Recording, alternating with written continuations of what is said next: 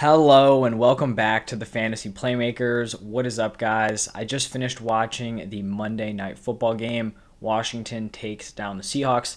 Honestly, that whole game was kind of just sad to watch. That Seahawks offense, it's just kind of embarrassing, knowing what they could be, the fantasy studs they should have with Russ. You got Metcalf, Lockett, and it is just not coming together. Very, very unfortunate and hard to watch. But that is not what we're here to talk about in this video. We're going to be going through my start sits at the running back position. So breaking down every single week 13 matchup and listing every fantasy relevant running back as either a start or a sit. And let's just get right into the Thursday night matchup where we have the Cowboys taking on the Saints. And both of these backfields are currently dealing with some injuries. Normally this would be an easy Zeke start, Kamara start. That is not the case this week. So for the Cowboys, there's been some rumblings that they're kind of going to sit Zeke, maybe for a week or two, let him heal up, and then have him back, for the playoff run. But apparently he logged a full practice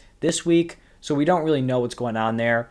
Basically, what I would say is that if Ezekiel Elliott is playing, I still think you have to start him unless you have some stud options, at the running back position. If Zeke does not play, Tony Pollard is a locked-in start, like almost a mid-tier, maybe even high-end RB1 if Zeke misses. If Zeke plays, but they're kind of limiting him, then I think you could still plug in Tony Pollard as someone who's probably going to see some receiving work and can still get it done on the ground.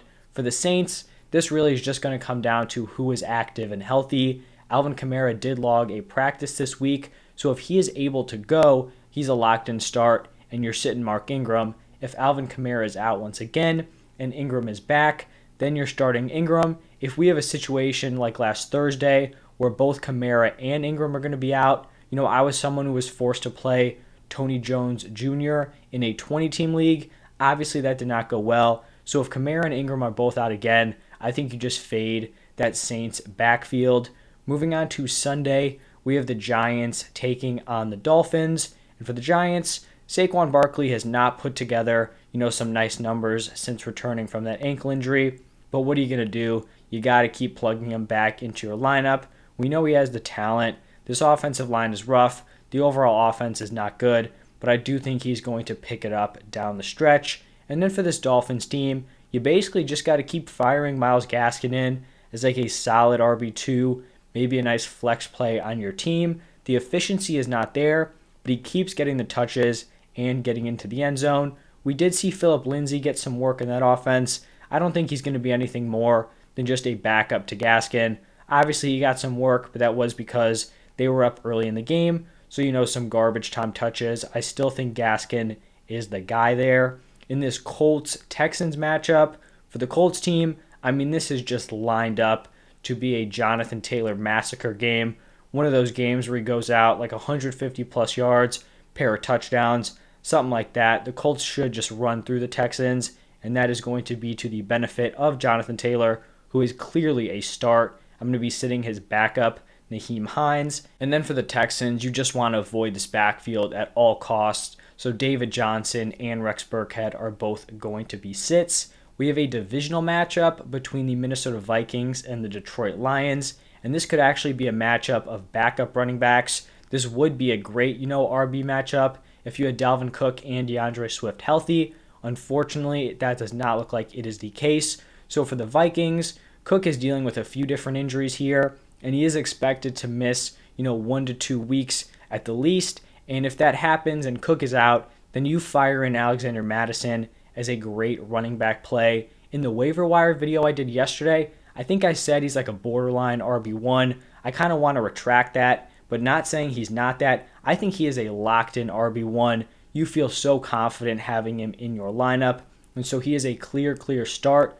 For the Lions, I think there's probably a better chance that DeAndre Swift plays than Dalvin Cook, but Dan Campbell did come out and kind of sounded hesitant on whether or not Swift was going to return. So if Swift does not play, I think you can throw in Jamal Williams as a solid RB play, because if he can get those valuable touches, meaning the receiving work and the red zone carries, then he's honestly a solid RB2 start, probably like a mid-tier RB2 with some higher potential if he does get into the end zone.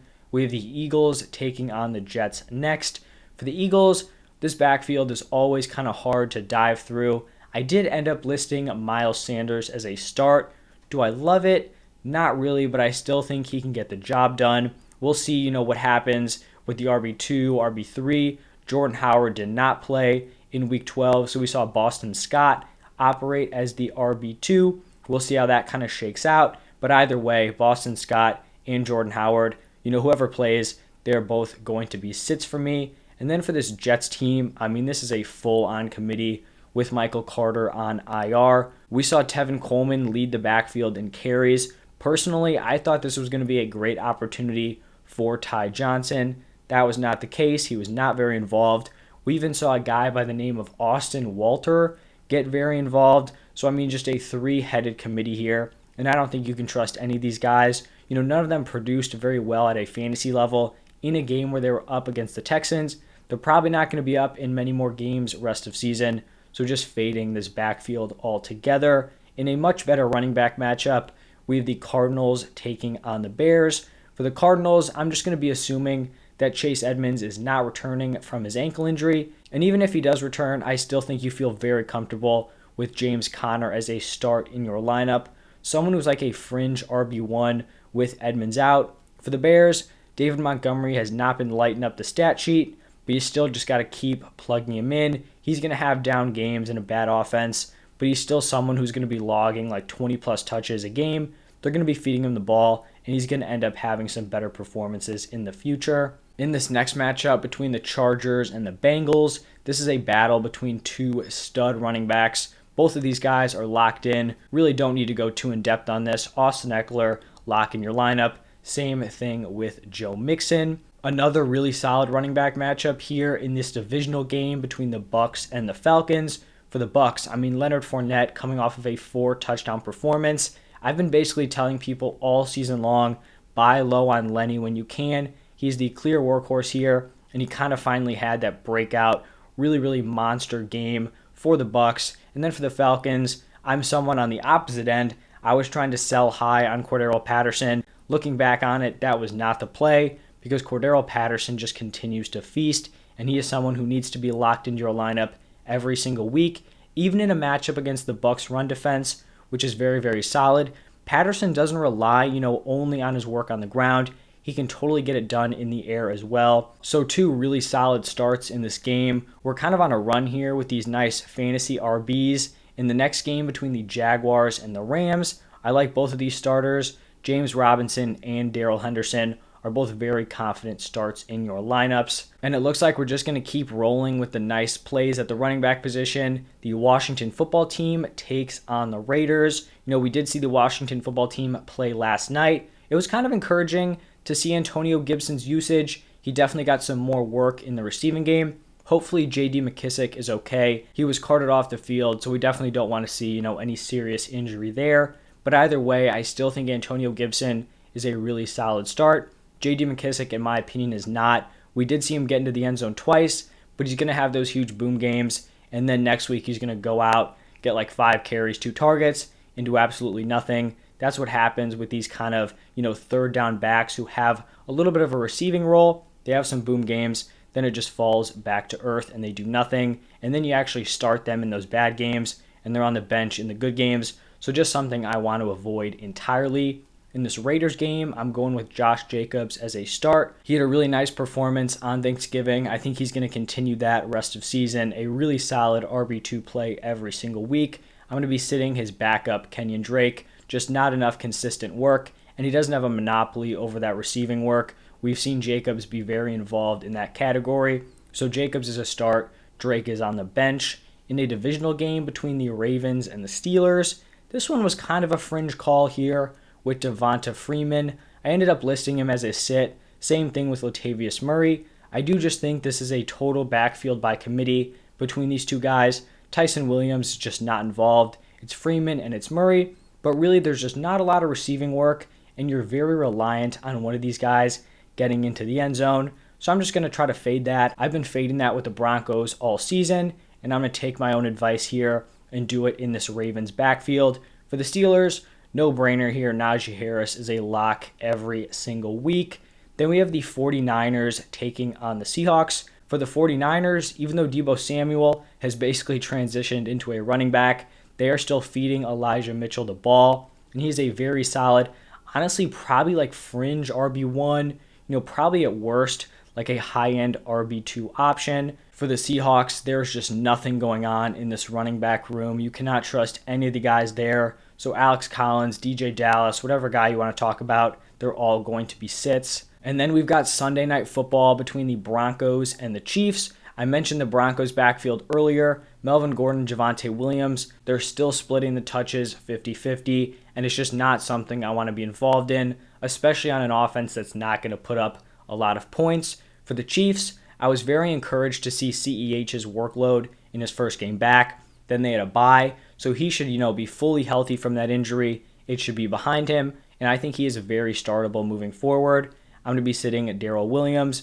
because if CEH is getting, that solid RB1 workload, there's just not going to be enough touches to go around. And then the final game of the week, Monday Night Football. This should be a really solid game just from an overall, fan perspective. But for fantasy at the running back position, just not seeing a lot of great options here. For the Patriots, this has really turned into a full-on committee with Damian Harris, Ramondre Stevenson, and Brandon Bolden. So I don't really trust any of those guys against a fairly solid Bills defense. For the Bills, I feel even less confident in their running back by committee. We saw Zach Moss was actually a healthy scratch, so Matt Breida played. Don't trust Breida, don't trust Singletary. If you're a healthy scratch, there's no way you can be listed as a start the next week. So really just fading every running back in these two committees. But that is going to wrap it up for this week's running back start sit. If you guys enjoyed the content, do me a huge favor, hit that like button and subscribe to the channel. And then if you have any fantasy questions, this could be start sits, waiver wire, trade advice, just drop it down below in the comment section and I'll be responding to every single person. If you enjoyed this video, make sure you go check out my wide receiver start sits, which are going to be coming out today. But thank you guys so much for all the support, and I'll see you next time.